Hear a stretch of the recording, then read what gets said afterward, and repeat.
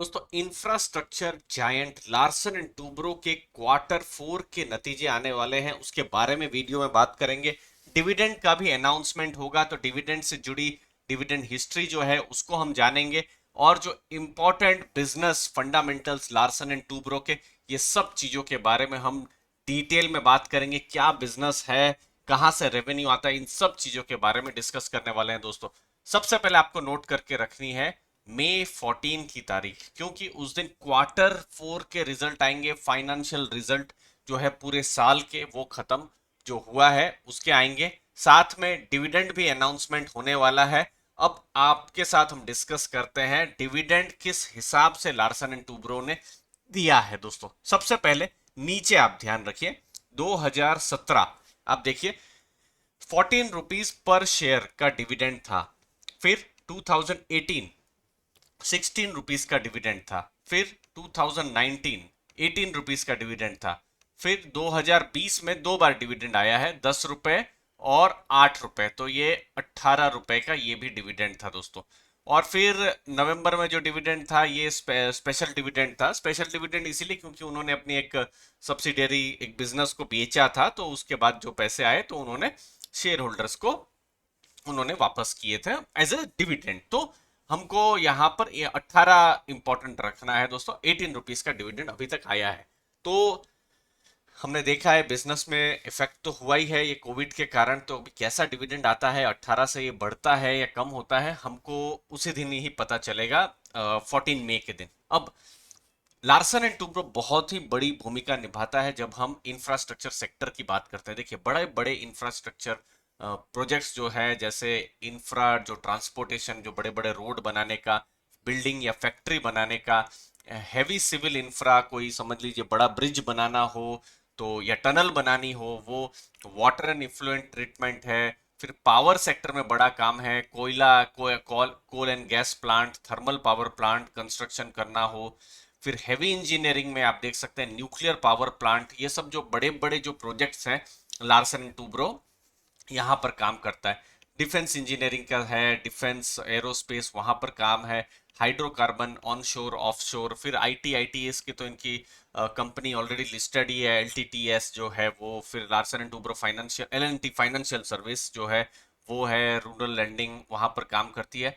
फिर electrical automation में भी है, इलेक्ट्रिकल स्टैंडर्ड प्रोजेक्ट, तो वो इस सब जगह में भी लार्सन एंड टूब्रो है या फिर उनकी सब्सिडरी कंपनी जो है वो काम करती है। मतलब आप इंफ्रास्ट्रक्चर की बात करेंगे, बड़े इंफ्रा की बात करेंगे, तो ऑलमोस्ट 2 लाख करोड़ का मार्केट कैप की कंपनी है लार्सन एंड टूब्रो, वही नंबर 1 हमारे top of the mind recall में आएगी। अब ये बहुत जरूरी है जानना, और यहाँ पर हम आपको बताएंगे, ये ऑफिशियल डेटा है कि लार्सन एंड टूब्रो के रिजल्ट में क्या क्या देखना है। देखिए, ऑर्डर इनफ्लो ये 9 महीने का है। अप्रैल से दिसंबर 2019 से ये 2020 3% कम हुआ है, 1248 बिलियन है। ऑर्डर बुक ये कितनी बढ़ती है, इस पर इन्वेस्टर्स की, निवेशकों की नजर रहेगी। ऑर्डर बुक 8% बढ़ी है। अभी देखिए 3,311 बिलियन रुपीस की अभी ये ऑर्डर बुक है।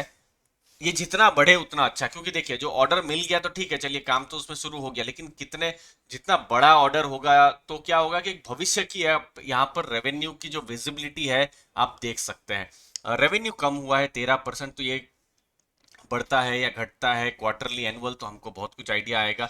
एबिटा आप देखिए 11.1% से 10.5% कम हुआ है परसेंटेज के हिसाब से, तो पता चलेगा कि क्या है यहाँ पर।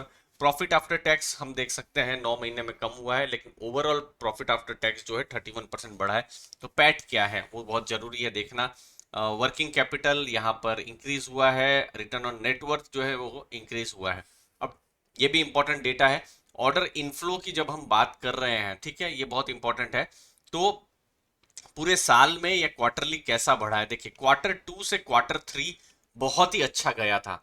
मतलब ये जो अक्टूबर नवंबर दिसंबर बहुत ही अच्छा गया था, तो ये एक्सपेक्ट कर सकते हैं कि और अच्छा ऑर्डर इनफ्लो आ सकता है दोस्तों। तो इसको हमको ध्यान में रखना है। 732 बिलियन से ऊपर बढ़ता है या कम होता है। रेवेन्यू आप देख सकते हैं, रेवेन्यू भी क्वार्टरली ये बढ़ा हुआ है, और क्वार्टर 3 FY 20 के बिल्कुल आसपास ही है।